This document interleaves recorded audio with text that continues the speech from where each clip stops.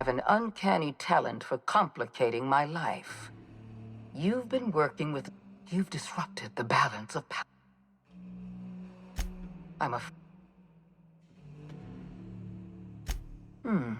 You make a new... Doc... All the... Fair enough. Yes, my son... Phineas Wells told you that? Phineas Norris... I trust my own... You were... This prison... And don't...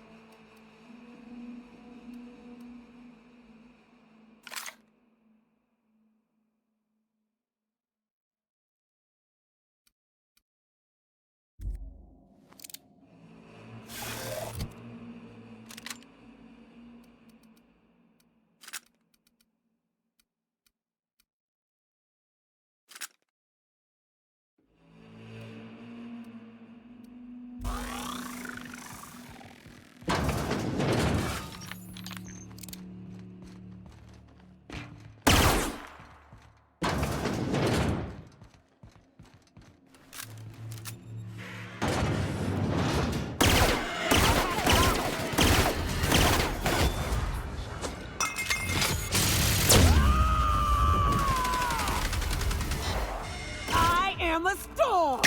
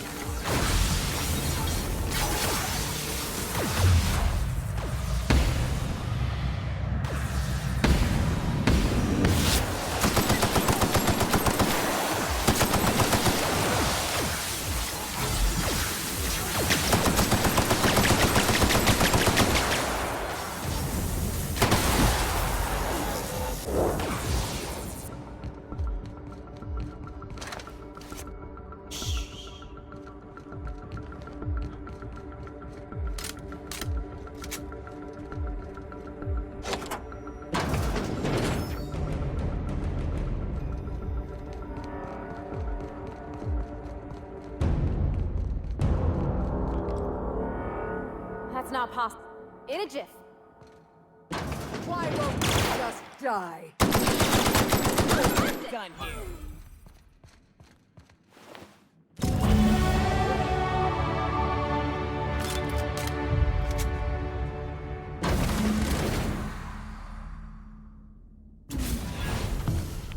You don't know how glad I am to see you. You did the right thing. Akande was a monster. Her death was much deserved, and long overdue. And you lunatic, you broke into the board's own fortress just to rescue one doddering old man. You are absolutely out of your mind, and I can't begin to thank you enough. I'm all right, thanks to you. Akande wanted my cooperation. I'm quite sure she would have beaten it out of me if you hadn't arrived. You've broken the board's stranglehold on this colony, and you saved my life. But there's still so much we have yet to accomplish. You and I are going to have to work harder than ever to save Halcyon. I'm afraid the situation is far worse than any of us ever anticipated. Earth has gone dark. We haven't received a single message in 3 years. There's been no communication, no signals, nothing. 2 years ago, the Earth's Directorate's frigate disappeared on their way back to Earth. We don't know what they discovered when they arrived, or if they arrived at all. So we've got to make do on our own. Seems to me that'll make us stronger in the end anyhow. You're quite right. We've got no choice but to make do on our own. You mean we're all alone out here? Really alone? I'm afraid so, Miss Holcomb. Halcyon is the only home we have left. Returning to Earth is no longer an option. We're in serious trouble, my friend. Do you know what this means for Halcyon? We can't rely on Earth for support anymore. We've been cut loose. We're entirely on our own. Yes, we do. You've done a marvelous thing. You've succeeded where anyone else would have failed, including me. We must begin the revival process immediately, starting with the Hope's brightest minds, and then we're going to fix this damn colony, one problem at a time. We're going to need a leader, and I can't imagine a better person for the job than you. What do you say, old friend? Will you help us?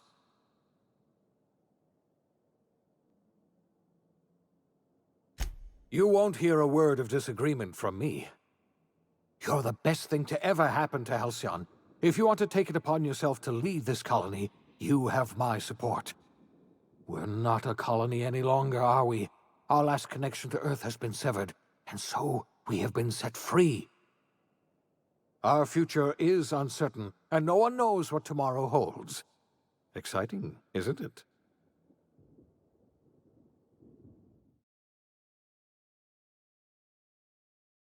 You won't hear a word of disagreement from me. You're the best thing to ever happen to Halcyon. If you want to take it upon yourself to lead this colony, you have my support. We're not a colony any longer, are we? Our last connection to Earth has been severed, and so we have been set free. Our future is uncertain, and no one knows what tomorrow holds. Exciting, isn't it?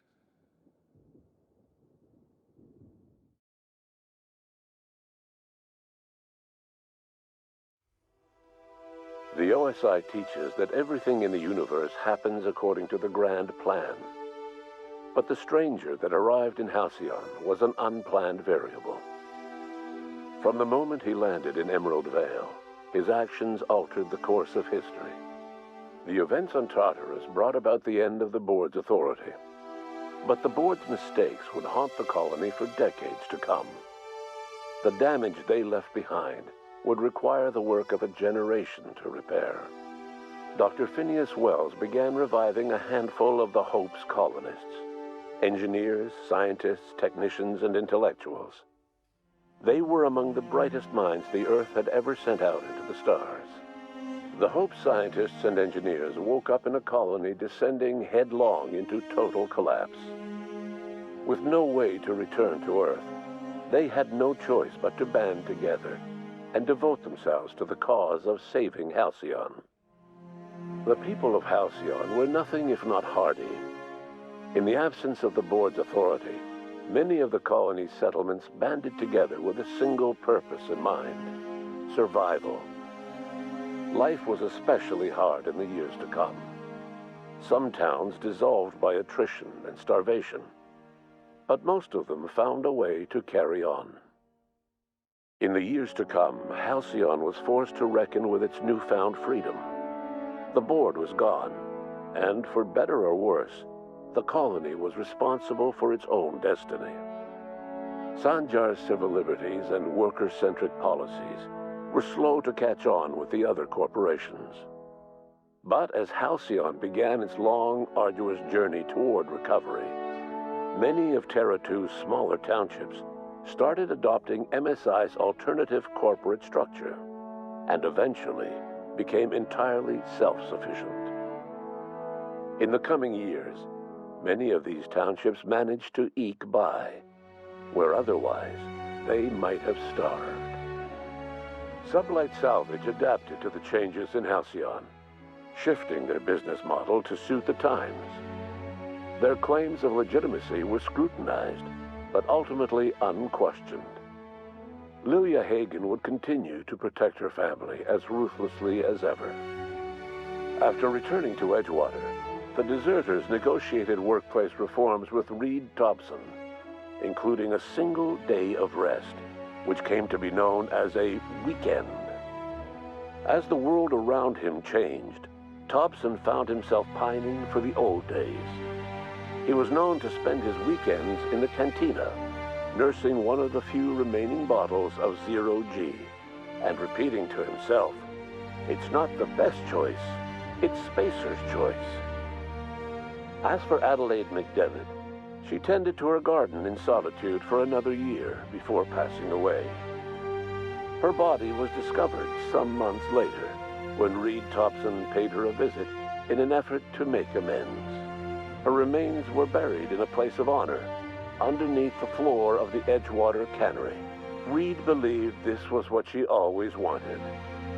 Under the leadership of Junlei Tennyson, the groundbreaker held firm against corporate influence. The ship's mechanical stability gave Junlei the time to educate a promising generation of engineers, schooled in her family's traditions. The future of the groundbreaker looks promising. The rediscovery of the Hope and the abandonment of the lifetime employment program forced Byzantium to come to terms with some uncomfortable realities about the state of Halcyon. Byzantines were reluctant to surrender the luxuries they'd grown accustomed to. The board's diminished authority gave them little choice in the matter. Nearly everyone had to learn to make do with less. Some even had to get jobs. It was a dark time indeed. Life in Halcyon was sobering for Felix Millstone. The grand revolution he dreamed of never came. There was no great awakening for the colony, no celebrations in the streets. There was only the hard, desperate work of trying to repair a broken colony. Felix never had a head for numbers, but if there was labor to be done, he was there to help. Eventually, Felix realized that the work of a revolution was done with two hands. As much as he enjoyed his adventures aboard the Unreliable, the vicar, known as Max, eventually decided that it was time to move on, to live out the life he had sought so long to create. He knew there were many in the colony who carried burdens much worse than the ones he had struggled with, and he devoted himself to easing their suffering wherever he could. He only ever took up arms again to defend the defenseless. Unshackled from a lifetime of striving and fighting the universe and himself, Vicar Maximilian de Soto was finally at peace. Though Parvati eventually grew comfortable aboard the Unreliable, she never quite came out of her shell. She seemed to prefer the company of Ada to the crew, and she could often be found neck-deep in cables and grease, telling Ada funny stories from her childhood. While the colony fell into chaos, she found an island of relative peace with Ada, and they formed an unusual bond. She decided to remain aboard the Unreliable permanently, as its chief and sole engineer. Nyoka returned to Monarch to take another crack at making a permanent life for herself. She formed the Charon Group, an MSI subsidiary of ragtag survivalists and wilderness experts. Anyone in need of a guide, or just looking to throw back a beer and swap stories, could find her camping on the trail or clearing an infestation. The SAM unit that accompanied you spread awareness of the product line's superior sanitation and maintenance capabilities across what was left of the colony. This led to a boost in SAM unit sales. Did you know that SAM units are the longest-lasting, toughest-acting cleaning solution in Halcyon? Minister Clark was released from house arrest, and his contact with you gave him a sense of renewed purpose and vigor. Once it became clear that no help would be coming from Earth, he threw his considerable efforts and talents into helping Halcyon manage the crisis before it. As for Dr. Phineas Wells, he spent his remaining years in his orbital lab. He eventually came to terms with his own past and was able to forgive the mistakes of his younger self by devoting his remaining years to serving the colony. Dr. Wells was able to revive many more scientists and engineers than he first expected, thanks to the additional batch of chemicals you stole from the Ministry. Wells never forgot about the human lives that were lost in acquiring these chemicals. In the end, Dr. Wells was able to save every scientist and engineer aboard the Hope.